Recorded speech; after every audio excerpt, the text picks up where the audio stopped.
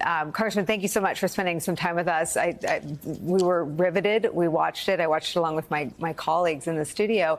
And I wonder what your sort of after-action conversations were as a committee behind closed doors after it ended. Well, as you know, we've been working for over a year, Nicolle, trying to put what happened, the facts and circumstances. And so what you saw last night was the finished product. We tried to tell the public that body of work that we've put together, the hundreds of witnesses that we've interviewed, the hundreds of thousands of exhibits that we've had an opportunity to look at. And so for the public, we made in that period of time an opportunity, much of which, from a video standpoint, the public never saw.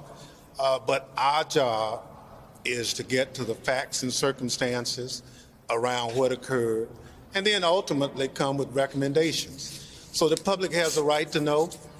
We are convinced, based on what you heard last night, that Donald Trump is the reason January 6th occurred. He invited people to come to Washington. He brought right-wing extremists like the Proud Boys and the Oath Keepers here, who had no real interest in protest. Their interest was to scout the Capitol, look for vulnerabilities, and breach it, and stop the orderly transfer of power. Congressman, what was so, I think in the moment, the gasps that were heard in the actual room where you all were and around sets, and that I heard anecdotally from people that were watching, was the new evidence that both you and your vice chairwoman opened with. You know, for Liz Cheney's part, it was that line. One of the first things she said after she played Donald Trump's remarks was that to Trump, his supporters were doing exactly what he wanted them to do. It suggests a list of witnesses that were inside the Oval Office and inside the West Wing. And I wonder if you can preview any of that visibility that you had, that you teased out a little bit last night. Well, yes, and over the next 6 hearings, you'll see a broader explanation of that.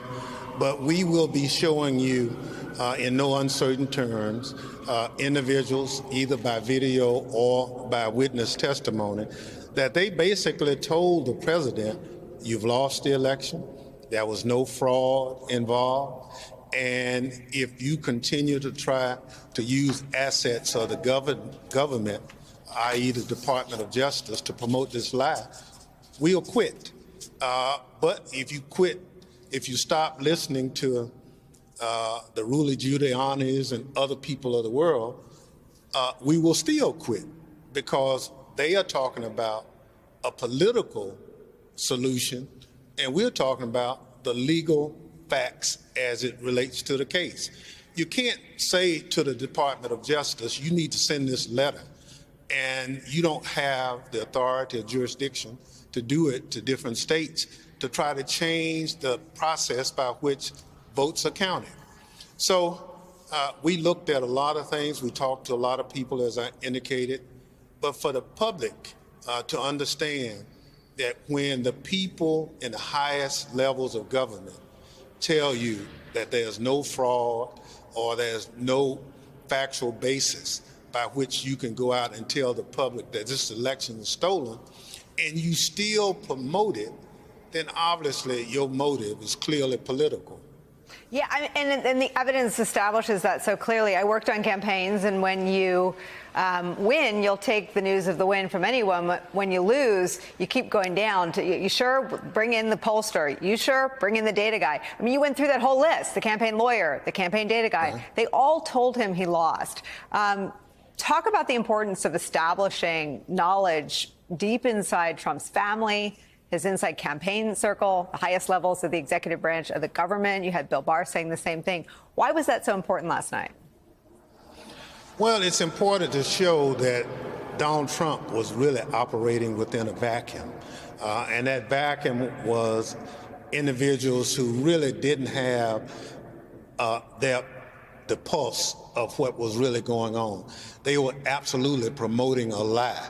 when you look at the highest law enforcement person in the country telling you to your face there's no fraud or anything that irregular about the election, and this was your person, but you started listening to people who knew they were members of Congress, who knew they were promoting false ideas, and those members all of a sudden start looking for pardons because they knew they were promoting something that was clearly illegal. So, Nicolle, over the next 6 hearings, we will present to the public all these individuals. The one thing we leave open is for any individual who has a difference of opinion, any individual who would want to come and say what you presented is not true, they can come to our committee. They can come under oath, either in deposition, transcribed interview, or if there's an opportunity for them to come before the public and ask and get the response that they want to give, we'll give them that opportunity. So we are concerned that what we saw and continue to see is denial on the part of the former president and members of Congress that what happened on January 6th was not a planned, coordinated incident, that even when they were told, they went on with the planning. The president encouraged people in his speech at the ellipse to go to the Capitol. He said, they are taking your rights from you right now. You need to go and stop them. I will come with you.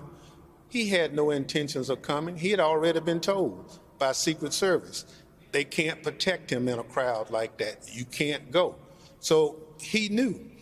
But in other words, he promoted it, he encouraged it, and other individuals around him did likewise. So I think what you saw last night was a down payment on more to come. Wow. When you put it that way, I just have to come back and ask you about the establishment of the timeline of the Proud Boys and the Oath Keepers. I mean, the documentary filmmaker established a timeline totally separate and existing in its own ecosystem from the rally, and seemed to annihilate the idea that this was an excited Trump rally gone sideways. I wonder if you can just talk about how that evidence was intended to be received. I mean, it was clear that what was presented last night in evidence is that the Oath Keepers and the Proud Boys met the night before the insurrection in a parking garage. That's on film. It's not in dispute. And then they were making their way to the Capitol before the Trump event had even started. And then the mob is directed by Trump, who tells them he'll go with them. They come in and they eke out all the violence and damage and medieval combat, the blood that officers testified to slip on when they were trying to fight them off. Tell us the importance of establishing that timeline in last night's testimony. Well, what we have to do is make sure that the public understands that people did not just leave the eclipse and walk to the Capitol.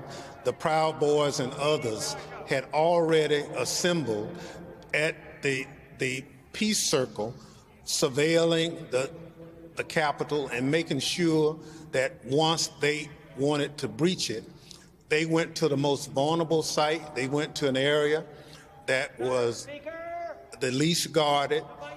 They made sure that individuals penetrated it at a certain area. And when reinforcements came in, they overwhelmed the reinforcements. So it was a planned effort. You can see from the video. And we wanted to prove that this wasn't something that just happened. Yeah. It wasn't a normal congressional tour. It wasn't traditional speech. This was a riot. This was an insurrection that was planned and orchestrated by Donald Trump. Congressman, I have to ask you, just based on your responses this afternoon, if Donald Trump asked to come and testify before the committee, would you accommodate that request? Yes. Wow. All right. Well, we will keep our eyes glued. We welcome. Go ahead. We welcome the former president. He will have to come under oath. He's a citizen, and if he thinks he can come to our committee under oath and perjure himself, then I would suggest he not come.